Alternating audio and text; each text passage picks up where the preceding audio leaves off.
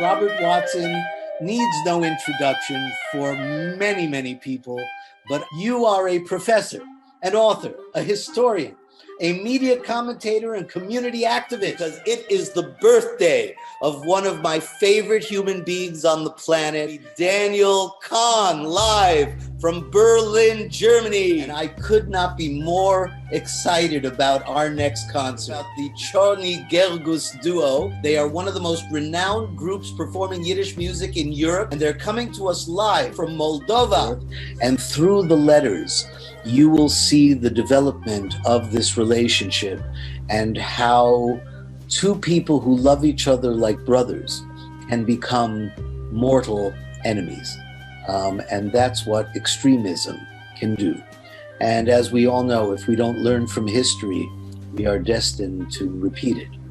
And so without further ado, ladies and gentlemen, my friend Ken Clement, who's in Los Angeles right now. Joshua's so-called Dolgin, this guy is unbelievable, is a pianist, an accordionist, a producer, a journalist, a photographer, filmmaker, magician, cartoonist, and puppet maker, who is based in Montreal, Quebec. He has lectured, has led masterclasses in music festivals around the world, from Moscow to Paris, from London to LA, and from Krakow to San Francisco. He has performed on every continent. Really? On Antarctica? 4 times. 4 times on Antarctica? Really? Ladies and gentlemen, please welcome Joshua, so-called Dolgin! Yay! Bravo! Bravissimo! Woohoo! They are in Brighton in the United Kingdom. So without further ado, ladies and gentlemen, please welcome Merlin and Paulina Shepard. I am so excited that I'm sitting here live in the lobby of the Betsy Hotel, and we have with us a very special guest who wrote the biographical and contextual information for Chaim Plutzik's Letter from a Young Poet. Welcome, Edward Moran. Thank you. I'm glad to be here. You have published over 40 books and approximately 200 scholarly articles, essays, and chapters on topics in history and politics. Your recent books, America's First Choice, The Nazi Titanic, which you will be presenting to us, The Ghost Ship of Brooklyn, and George Washington's Final Battle, have received critical acclaim. You are a frequent media commentator.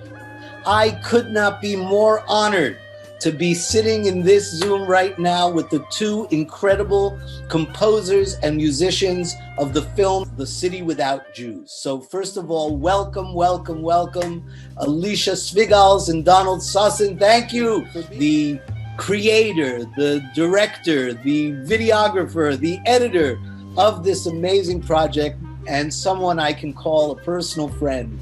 And I love him much. Dave Corley. You are a frequent media commentator. You have been interviewed by local, national, international television, radio, print, and online outlets, including CNN, MSNBC, Time, USA Today, the New York Times, BBC, and more. You served for many years as the political analyst for WPTV Channel 5 NBC, a Sunday columnist for the Sun Sentinel newspaper, and a regular guest on television shows To The Point and Issues, as well as radio programs on RTE1 Ireland. Dean Gold contacted me out of the blue one day and said, I heard that you could act in Yiddish. And so he invited me to participate in this movie. I'm very honored that you're with us. Michael Vinograd. Michael, thank you, thank you, thank you. Brilliant. What a brilliant, brilliant concert, man. This is a very important film for several different reasons. Of course, we know who Benjamin Ferencz is, we know who Yaakov Heller is, but the idea that both of these forces have now come together to create this piece of art is the Australian Broadcasting Corporation, WIOD, and WFTL. I hope I've embarrassed you enough, Robert. We could not be more honored to have you here telling us about your book, The Nazi Titanic. I just want to say how honored I am to be your friend, to have met you, to be an associate and a colleague. Hey, boys! Shalom Aleichem, Antayre Chaverim, meine Boychiks. It's my Boychiks. First of all, before I even say anything, I thank you. I am so honored to have you guys be a part of this festival. And when we spoke and you agreed, I could not have been happier. And now, having actually watched the documentary, I am flying. I am so excited, so happy, and so glad that we could share this with our audience. So thank you, boys. The COVID is ours. Well, No, Ellie, no. The honor. No COVID. Get rid of the COVID. Okay, sorry. Ellie, you don't. That's the one Yiddish word that we are banning for the rest of the It's canceled. Canceled word. Hang on. I'm going to just thank you back because, first of all, that good thing we said yes, because once we saw the lineup of Yiddishist luminaries and just visionaries that you put together, it's a good thing we made the cut. So anyways, we thank you for having us. We thank you for screening our film. And we also thank you for being instrumental in bringing us to Miami Beach to perform our live show last year and to speak at the Betsy, where you are right now, where Live we want at to the go Betsy. back. We will do anything to go back to the Betsy, okay? We All right. love that place. All right, you hear that, Betsy? And I love your T-shirt, gefilte, baby. It's like gefilte fish, but if we're keeping it real here, it's also, as some viewers might spot, the Jesus fish. You know, it's a symbol of Jesus. And this is important because, you know, there are some places that won't show our film. Jewish organizations, even though we think this is a very Jewy film, because of a bunch of the places that we show in the movie are not kosher. So I thought that this was a good symbol for, yeah. Leave it to Jews to be the only ones to ban this film. Wer kann verstehen solche Sachen? Nobody Eden. I once put gefilte fish in an aquarium. That didn't work out well. Ladies and gentlemen, Daniel Kahn and friends with a special concert just for us, Yiddish Song Smuggler. Chevre, ob Gott wird uns nicht helfen, lo mir sich befreien allein. Ui, lo mir sich zerreißen von die Ketten und lo mir allein zusammengehen. Well, 1, 2, 3, 4, join the marching jobless corps. Worked and paid our union dues. What did years of that produce? Houses, cars, and other shit for the rich's benefit.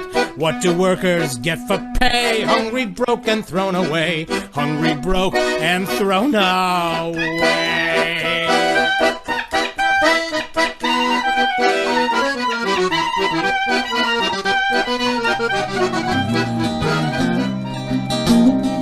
Hardworking women, powerful women, women who labor in factories and homes. Let's join in their fight, for it's only beginning, and no one should stand in the struggle alone.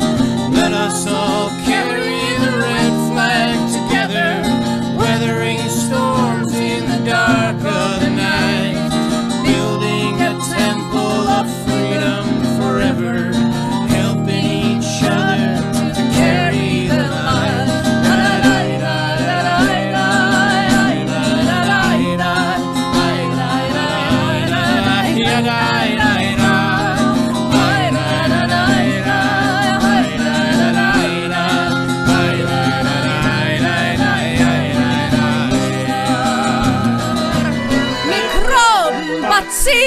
Was wilt ihr? Sagt, wem es schlich es der fehlt ihr? Ihr fresst die Korbones, Korona Rachmanes, ihr bliehende Leben nur zielt ihr. Ihr bat sich in Tränen von Weinen, ihr zieht aus dem Mark von die Beine. Ihr samt die Gedeirim, ihr kriechende Weirim, Mikroben, Bazillen, was wilt her? You know, Theo Bickel used to say that, you know, we are not a people of nostalgia, we are a people of memory.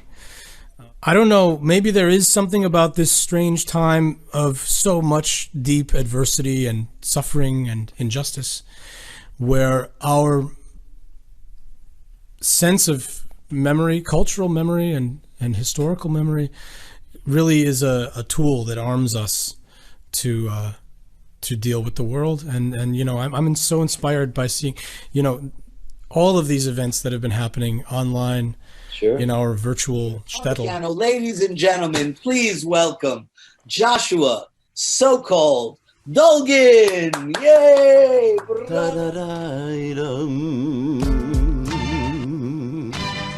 Yeah, all right. Come on. Come on, put your hands together, everybody. It's Wednesday afternoon. Okay, break it down. Here we go. Let's see. This song comes from the repertoire of YI Finkel. It's written by Ruben. Ich bin schon wieder Single, kommt also wie ein Jingle. Mit meinem Weiber hab ich sich gegeben. Gedenkt hab ich zum Muffen, herumgesucht zu schluppen, hab mein Weiber mehrere Berge reit. Jo, was darfst du so klicken? In Fremde rum sich stecken und sei alleine treten zu die Welt. Wo zeigt die Bitten, wo bei ihr ist mir Corona, schiere Rest und trinkt noch Ründig, Brenner Welt, Brenner Welt, Brenner Welt.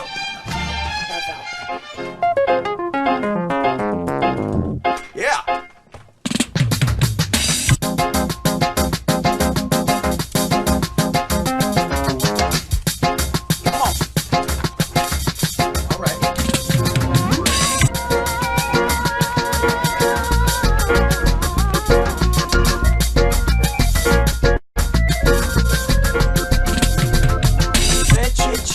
Dam se dżemli di-do-di-do-di.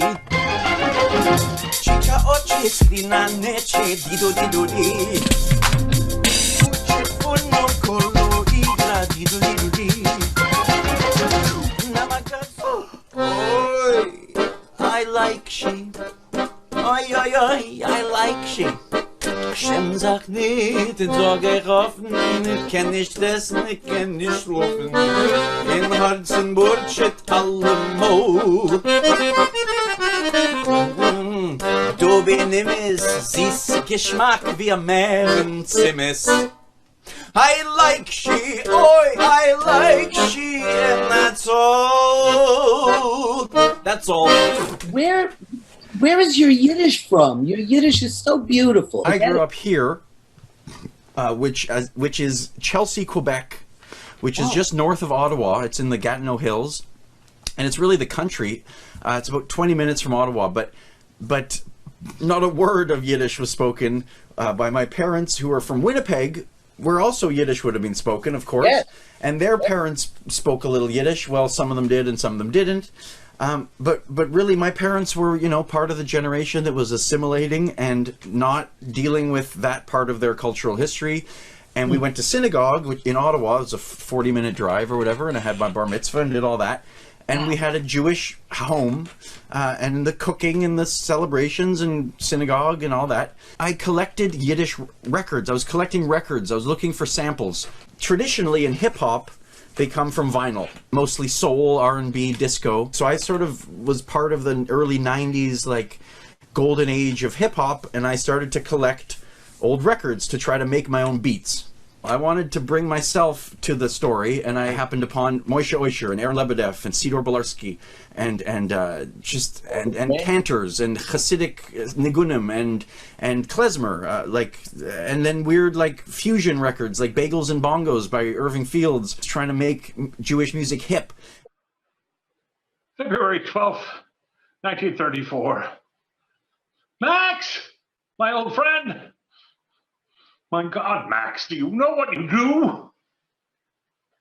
I shall have to try to smuggle this letter out with an American I have met here. I write an appeal from a despair you cannot imagine. This crazy cable, these letters you have sent, I am called into account for them. The letters are not delivered, but they bring me in and show me letters from you and demand I give them the code? A code? And how can you, a friend of long years, do this to me? Do you realize, have you any idea that you destroy me? Yes, I know why you do it. But do you not understand? I could do nothing. What could I have done? I did not dare to try. Would you stand me against the wall and level a gun? I beg of you, stop. Stop now while everything is not yet destroyed. I am in fear of my life, for my life. Is it you who does this? It cannot be you. I have loved you like a brother, my own Max. My God. Have you no mercy? I beg you, Max, no more. No more. Stop while I can be saved. From a heart filled with old affection, I ask it. Martin. That is Catherine Cressman Taylor's address unknown. This is perhaps as relevant today as it was when she wrote it in 1938. There are Nazis marching in the United States of America today. And there are leaders who are not afraid to pursue division among people. It would always shatter me when the lights would come up at the end and we'd come down for a Q&A, and there would be high school kids that would be crying. Right. And I remember specifically one girl in the front row, one performance, saying, how can people do this to each other? And it just is always stuck with me about what this play means a lot to me because of what it meant to a lot of people. Right. And what I learned doing this show, because I have a lot of white ignorance, and but I have, thankfully, from my upbringing, I have a very open mind, and I'm willing to learn. And this was one of the biggest learning experiences of my life, this show, learning, just how horrible people can be to each other, and the history of how it repeats itself, and intolerance. Steven Spielberg, Nora Ephron, Kenneth Cole, Gwyneth Paltrow, Dustin Hoffman, Al Franken, Wendy Wasserstein, Aaron Sorkin. One Jewish journalist, curious and confused, asked some very nosy questions of some very famous Jews. She knocked on a lot of doors, and she got a lot of them to talk. Many of them dug deep, some of them balked. I am not a hardcore Jew, I'm more like what you'd call Jewish. I would never move to Boca. And what the hell is in gefilte fish? So how did you, number one, how did you decide who you wanted to interview? And then how did you get to them? Even when many of these celebrities were not living an overtly Jewish life, meaning they weren't observant, they weren't necessarily going to synagogue, and they weren't necessarily even choosing to give their children a bar or bat mitzvah, as soon as you asked them about their Jewish identity, their Jewish core, it was unshakable and powerful and operating for them. And so I realized that some of our definitions of what does it mean to be a connected Jew, it has to be a little more malleable in a way for this modern moment. It's not always a question of whether someone davens 3 times a day. It's whether they feel connected to, and not just knishes and gefilte fish, but some kind of ancestral tether that they won't let, that is unbreakable.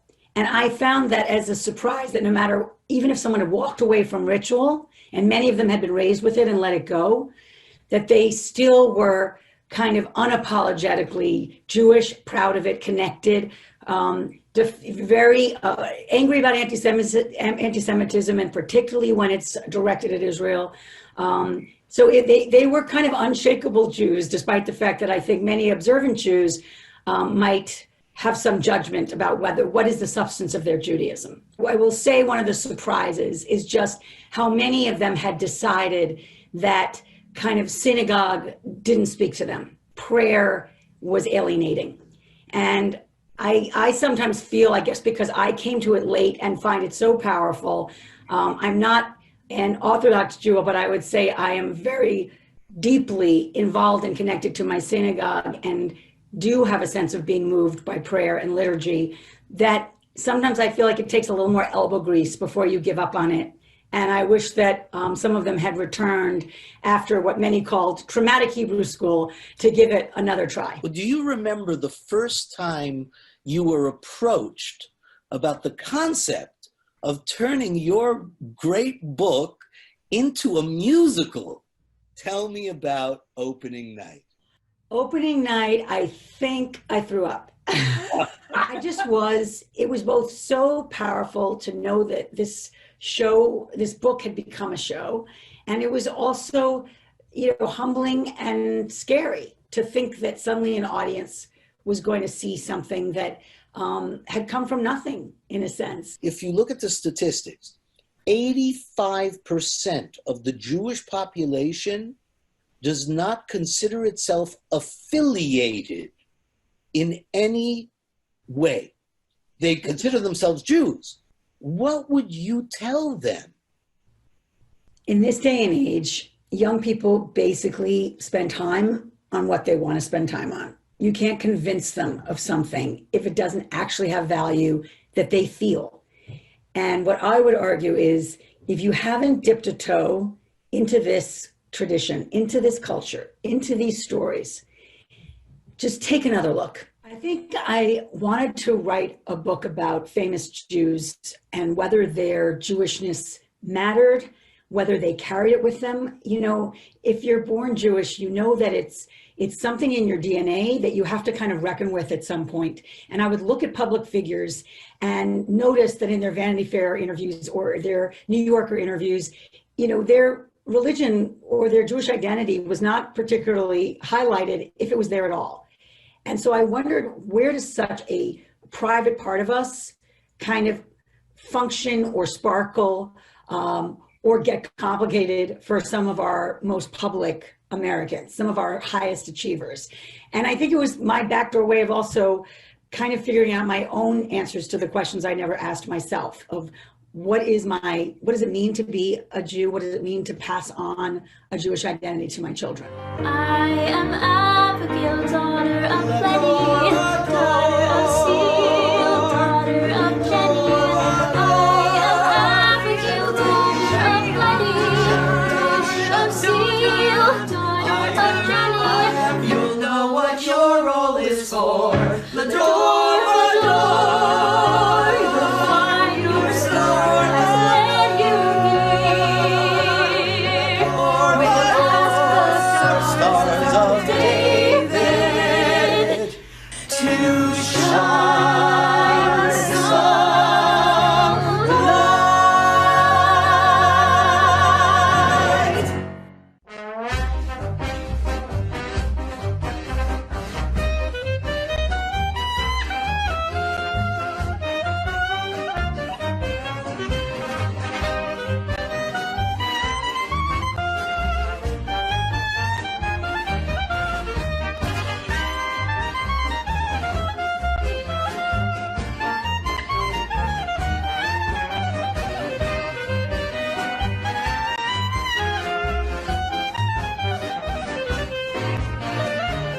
Everybody that I've met that's in this particular world has like their own take on it, which is really great.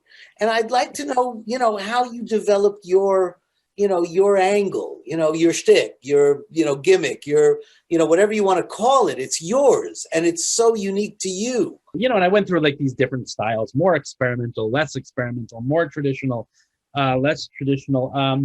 But stylistically, something kept pulling me back over the last however many years to my favorite period of recorded klezmer music, which is the 1950s, mid-1950s, specifically from about 1955 through 1959 or so, is like this just era of records that I adore.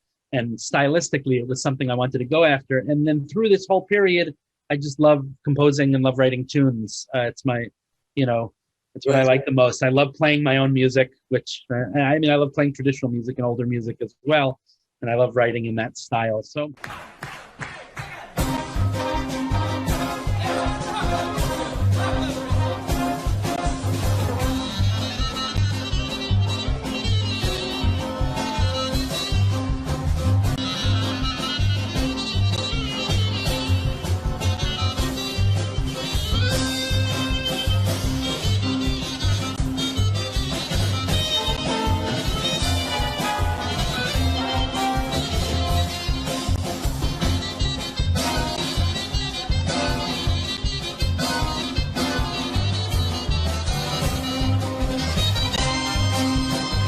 But in terms of that period, it's really a handful of records that to me are just incredible. So I'll tell you them. The Epstein brothers put out a record called The Dukes of Freilichland.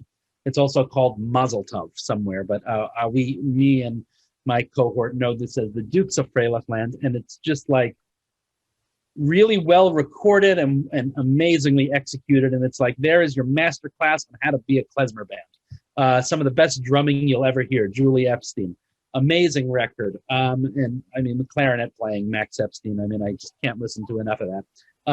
A couple of years later, I think right around 1960, Danny Rubenstein put out a record called The Happy People. Amazing record. Some years earlier, I believe 1956 or 7 was the trilogy of records that Dave Tarras put out with the Murray Lehrer Orchestra, and those records were called Freilich and Hi-Fi, and there's 3 volumes of them. Wow. Incredible. I love those records. The band, which I can't seem to find listed, I know that Murray Lehrer was the accordionist, Lou Levin was the trumpet player, and Dave on clarinet. Great. And then for me, the most influential of the records is Tantz, 1956. Featuring Dave Tarras and Sam Musiker, his son-in-law.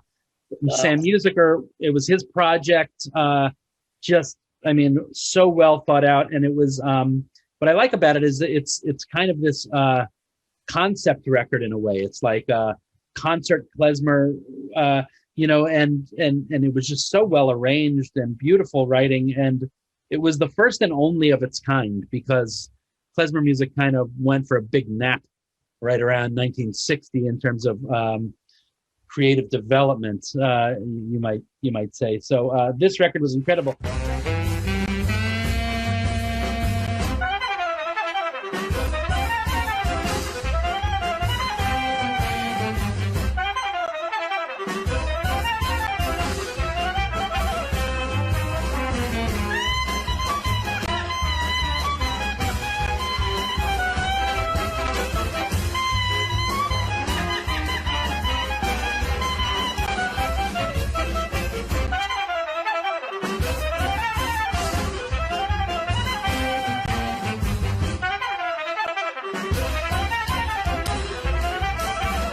So I'm always amazed when people of your generation, discover this stuff. I think that nothing replaces being able to spend time with the older generation, and I'm, the older generation that's no longer here.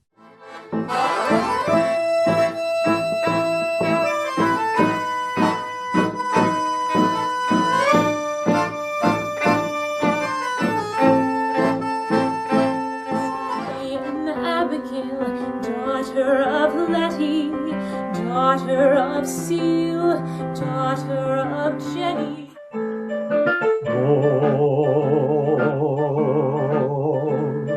In sich Reures von die Weiten leben noch die alte schöne Zeiten.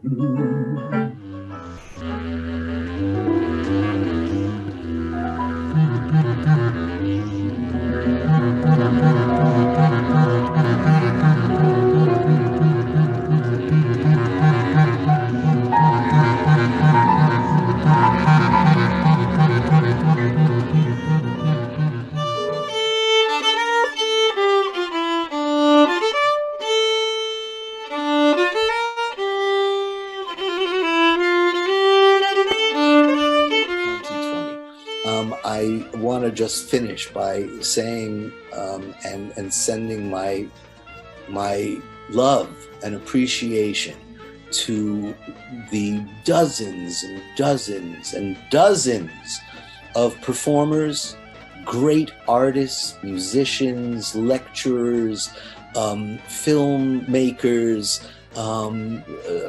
band members, just every single person who participated. I believe in Tikkun Olam. I believe in making the world a better place.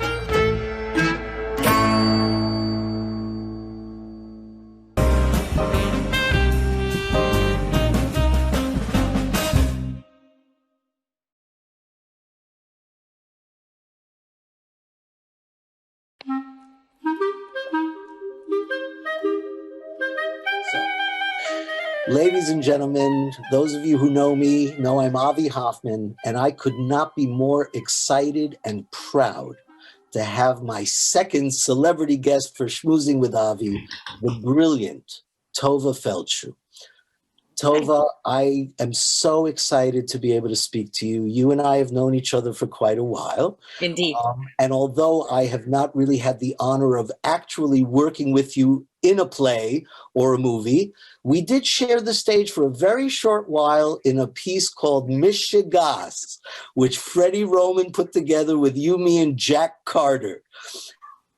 And I will never forget that experience. It's one of the highlights of my career. Just getting to watch you on stage every single night was a master class. But we are going to talk today about your new book, and boy, is that exciting. Lilyville, Mother, Daughter, and Other Roles I've Played. Congratulations. Thank you. And it's a heartwarming and funny memoir from a beloved actress. It tells the story of a mother and daughter whose narrative reflects American cultural changes and the world's shifting expectations of women. And I can't wait to get into detail with you about it. But before we get there, I never changed my name, because everybody said to me, Avi is way too Jewish, you have to change your name. And I refused. I am fascinated by the fact that you did change your name.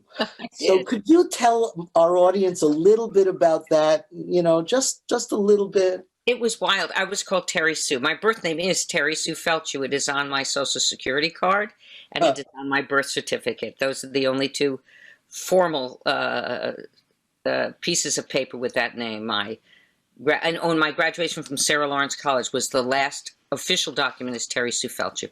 I was always named after my great aunt Tilly, who died of tuberculosis in her late 30s. And I was named Tovah after her, and Sarah after my British great-grandmother, who lived a long life. So Terry Sue.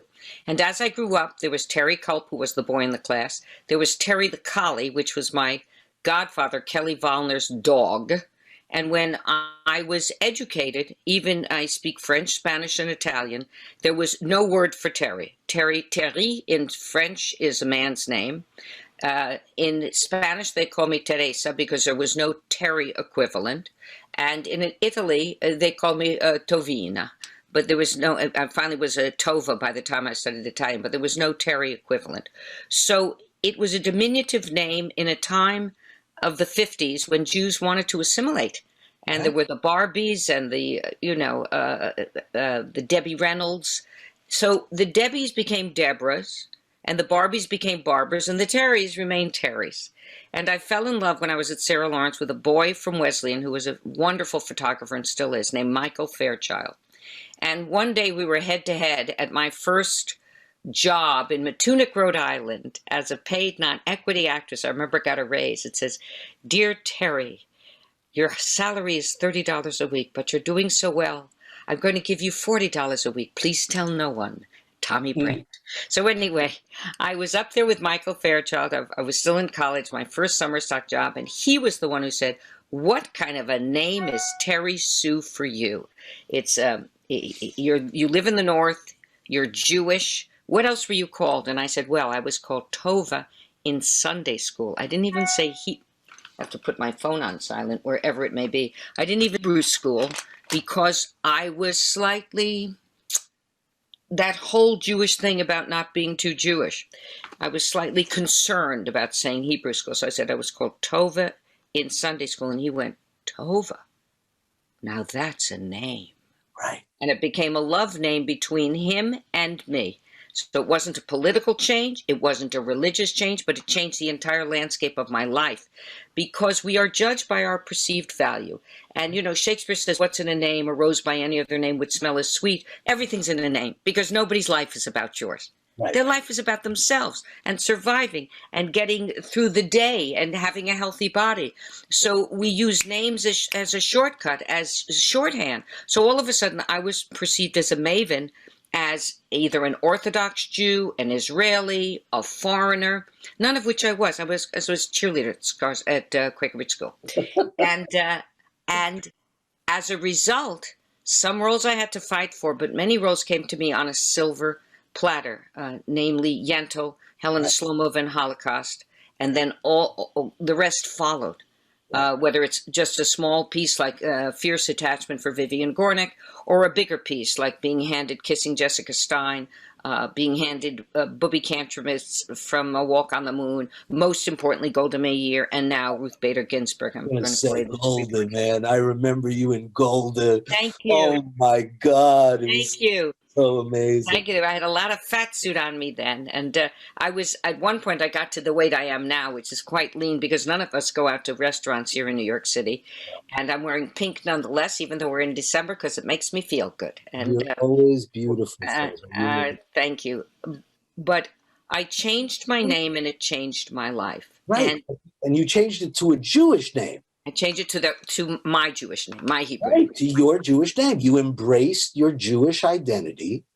I made an amazing about it. And you know, David Merrick took me out to lunch. I write about this in Lilyville, and he said, "You've got to change your name. You're out of your mind. That name's never going to get up on a marquee."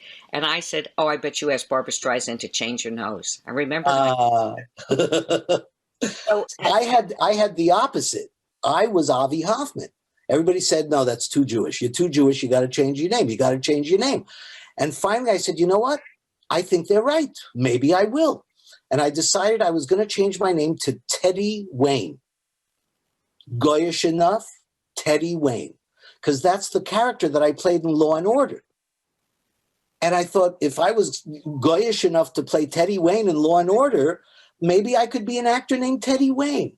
But I couldn't do it. And I just kept being Avi.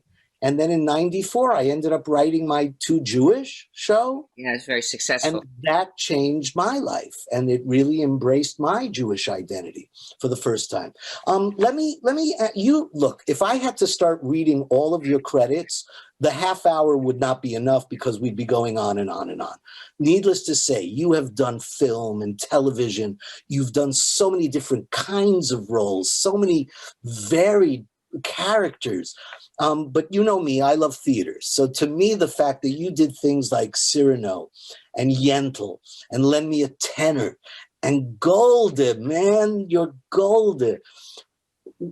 Would you share with us for a moment, for just a couple of minutes, your most outstanding experiences in either film, television, or theater that you, characters that you've played, you know, just... Well, I can talk to you about a journey. I also write about this in Lilyville, which you can get at tovafeldshuh.com/Lilyville.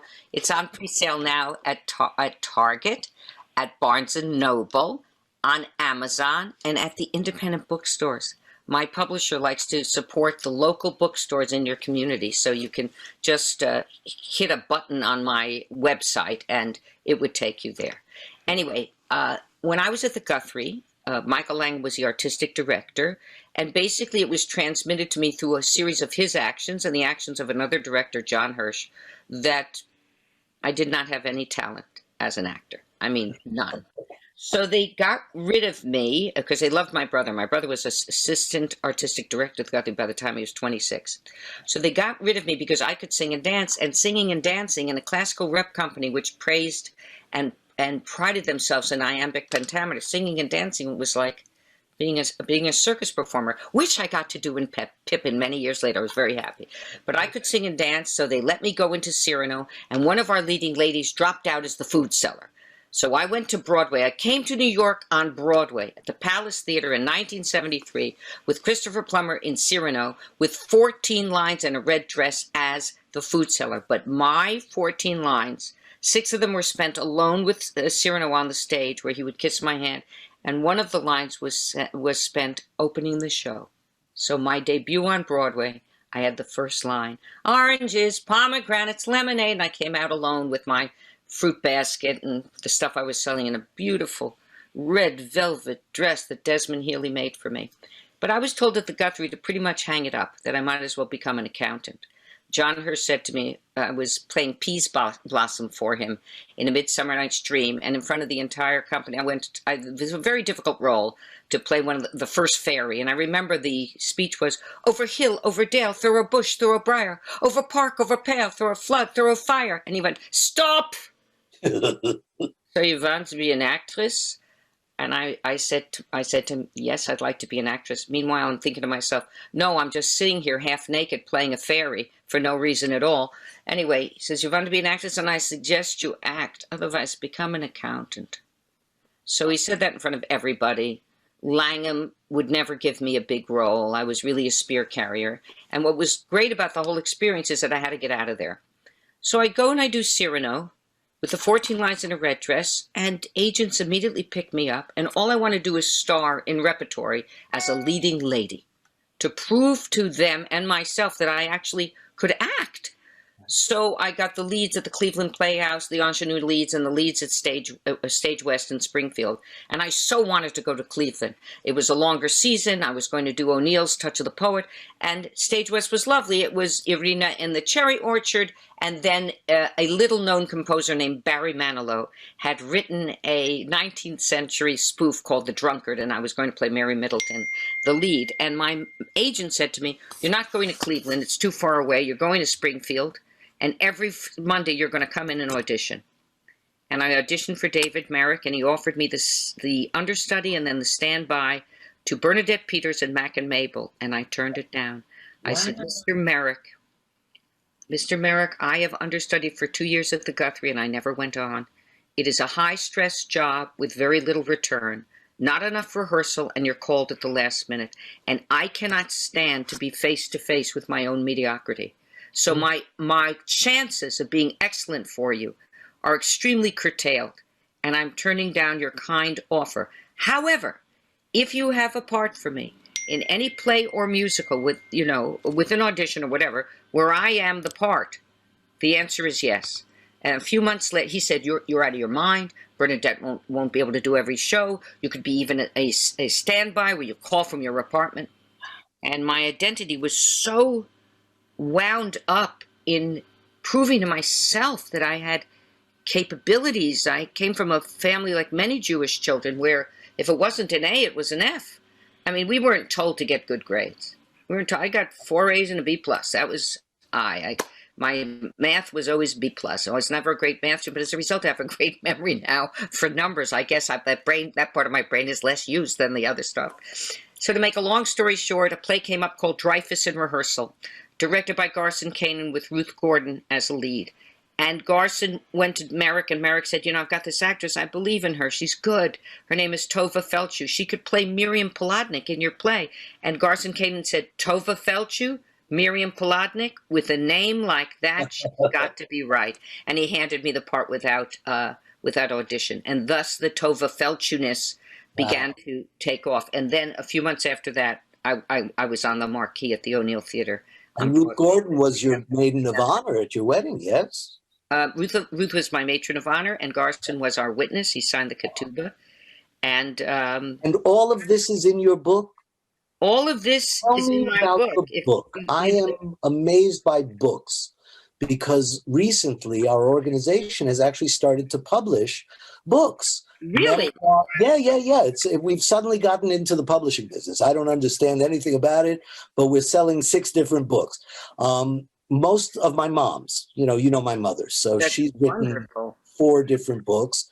and we have put them out to the world, and it's really great. And now other people are coming to us as well.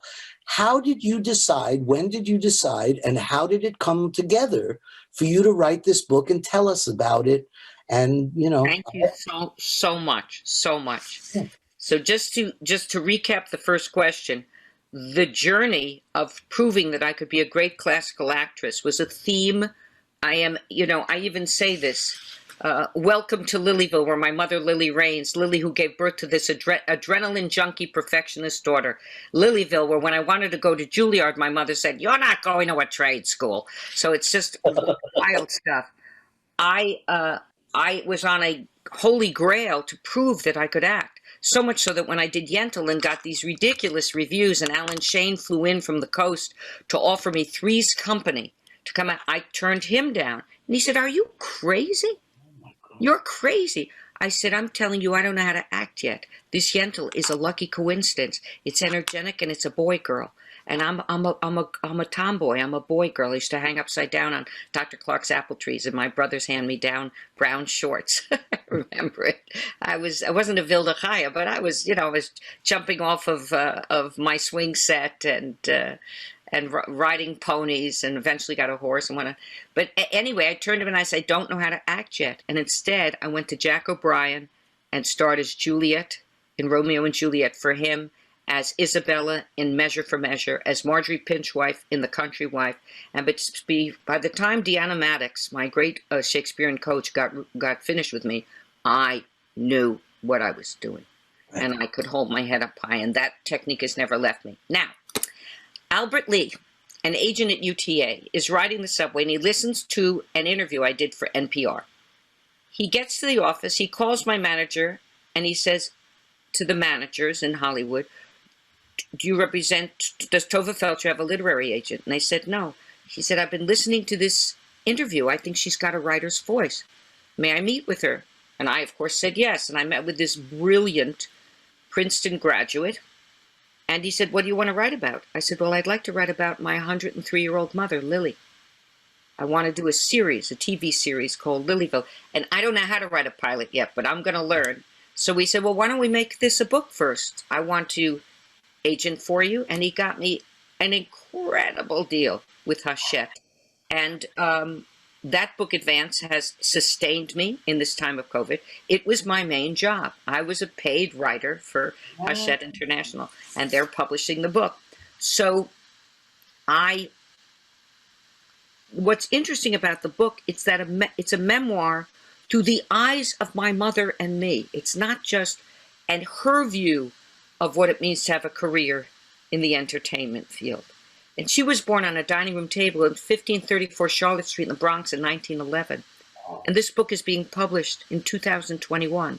So it will cover 110 years of American history, of Jewish immigrant history. Of course, I, like many of my colleagues, all my grandparents were European. From Austria, my grandfather, David Feldshuh. From Germany, Marion Ackerman Feldshuh, who came to the United States through Canada and was brought up in St. Paul, Minnesota. My grandmother, Ada, who was British, and my grandfather, Gershon, who was Russian. So when I do Grandma Ada in my one-woman show, I use my grandfather's accent, but the story is really the story of my Grandma Ada, who went to the British music hall. But you couldn't do a British Jew 25 years ago and have people compute that this was the right choice at that time. So I took Grandpa's accent and did Grandma's story. She went to the British Music Hall to sing and to dance. She wanted to be an actress. And they said, Ada, show us your ankles. And she showed them my ankles. And then they said, Ada, show us your knees. And she said, that was the end of my theatrical career. Nobody saw my knees except Grandpa. And then, not so often. So so anyway, I was asked to write a book. And I wanted to write this book dedicated to my mother, Lily, who now that she has left me, is always with me. And I wanted to make sure that my daughter and my son and my grandchildren knew that Lily was in them, in their heads, in their bones, in their hearts, just as your forebears, Avi, are within you, within your blood, within your genetics, within your epigenetics, within your memory. And that's the universal of the book, because it's the story of a parent-child and their journey toward each other, trying to making us happen, which didn't happen for many years. And what I love about what you're telling me is indeed the Jewish contribution to the mainstream American culture and history sounds to me like a lot of what your book is about. That 100-year span of how the Jewish immigrants created American mainstream culture in so many ways. Absolutely. No, absolutely. And not only that, but the Jewish values. So therefore, to be an actress was close to being a vagabond. I came from a family where my grandmother dreamed of being an actress, and she gave it up to be a wife and a mother of 4 girls. Right. And Gershon, my grandfather, who was a master, not a tailor, not a Schneider, he was the man who cut the patterns. He cut, and whenever he was in business for somebody else, they had a Benz. And they were rich. And whenever he went into his own label, and I have the label, it says G. Kaplan, 5th Avenue, he would lose his money because he wasn't as entrepreneurial and as clever with business as you are, Avi. And her values, she made a shrine and a throne to Andrew Harris Levy. When I married that Harvard lawyer, she could find me love. So I had already won 5 awards on Broadway. I was already starring in Yentl. Yentl was finished. I was about to do Holocaust, which would get me my 2nd Emmy nomination. And on my wedding day, my mother said, Tovah, darling, you can do whatever you want now. And I figured she was going to say, you can try movies. You can go to Hollywood. She said, you're marrying a Harvard lawyer. And that's where the value was. And it wasn't that she was creepy. She was a preserve and protect person, like I am for my children. But times have changed. Times have changed. And we all know that theater is precarious at best. You know, the arts are precarious at best. And indeed, we've learned with COVID how fragile our industry really is. So I'm so excited about the book. I can't wait to read it. I'm so excited that you're excited. Please tell everybody who loves you. It's a lot of people. Of course. www.tovahfeldshuh.com/Lilyville. So through the website, I don't get anything for it, but Amazon does. You can buy the book. It's $28 the hardcover. And if you buy it in pre-sale now, and you send me via info@concertsbytovah.com, this is all on the website. You send me your address and a picture of the sales slip, I will write a custom-made bookplate to you, to Avi. Right, a pillar of international Yiddishkeit with all my love, Tovah, parenthesis, Feldshuh. I will write a personalized bookplate to you, of course, at no charge, and I will send it to you. You know that I can't wait for that. Let me now ask you, I'm assuming that your son Garson is named after your grandfather Gershon. Mm-hmm. And I read that in 2015, you decided to take your son and climb Mount Kilimanjaro.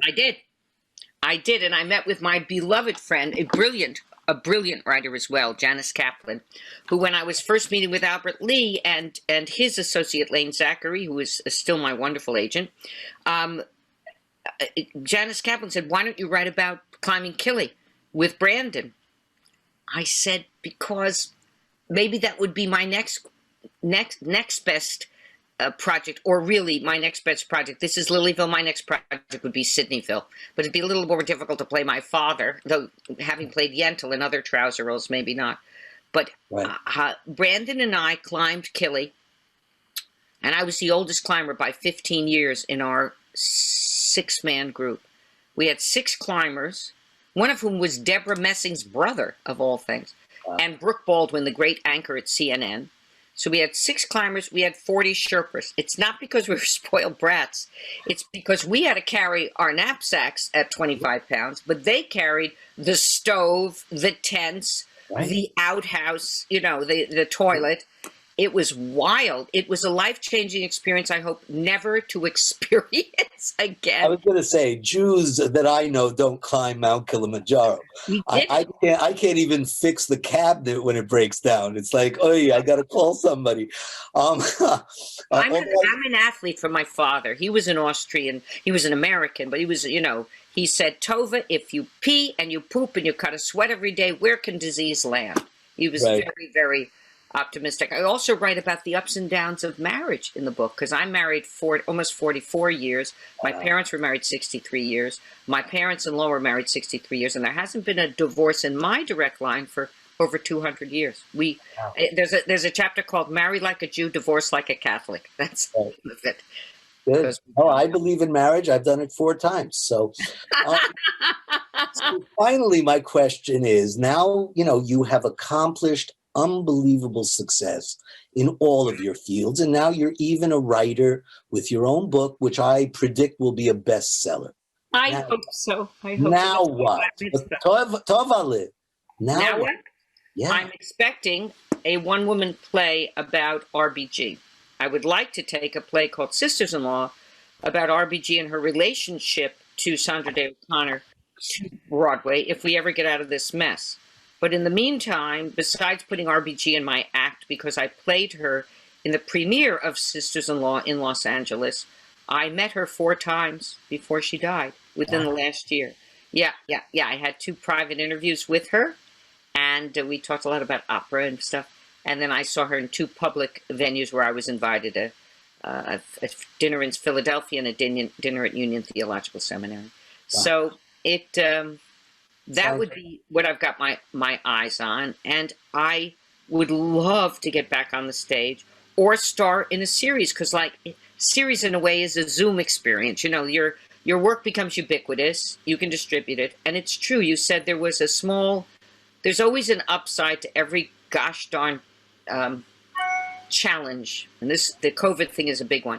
And this ability, like I'm having Shabbat tonight, and I write 90 of my relatives from Australia to Caesarea, so we can gather for Shabbat. Now you could never do that in person. That's a reality TV show right there, the Feldshuh Family Zoom. That's true. We're on our 35th. I should record them all. And yes. I am so, so happy. Our time has come to an end. But please tell everybody one more time, show them the book, tell them where to buy it. And I couldn't be more grateful. It's called Lilyville, and this picture is from my bat mitzvah, December the 8th, in an undisclosed decade, and in Scarsdale, New York. And it's Lilyville, mother, daughter, and other roles I've played. There's my mommy, Lily. And there I am at the reception. When I was at the Bema, of course, I wore a bolero jacket so that my shoulders didn't show. But it will be coming out April 13th. If you buy a book in pre-sale, which you can do now easily by going to www.tovahfeldshuh.com/Lilyville, or just go on Amazon and write down Tovah Feldshuh Lilyville, I will send you a personalized book plate to adhere to the inside of your book.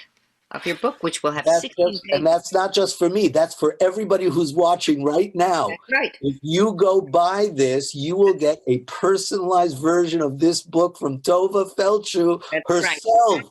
Right, at no extra charge, but you have to buy now in pre-sale until you have till March 31st. So.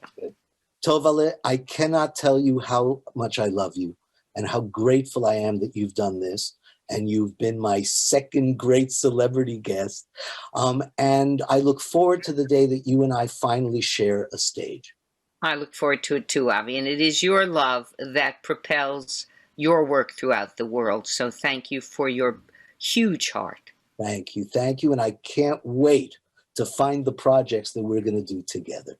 Ladies and gentlemen, the great Tovah Feldshuh, here on Schmoozing with Avi. Please go to our websites. You know what they are, yilovejewish.org. And I'll see you soon.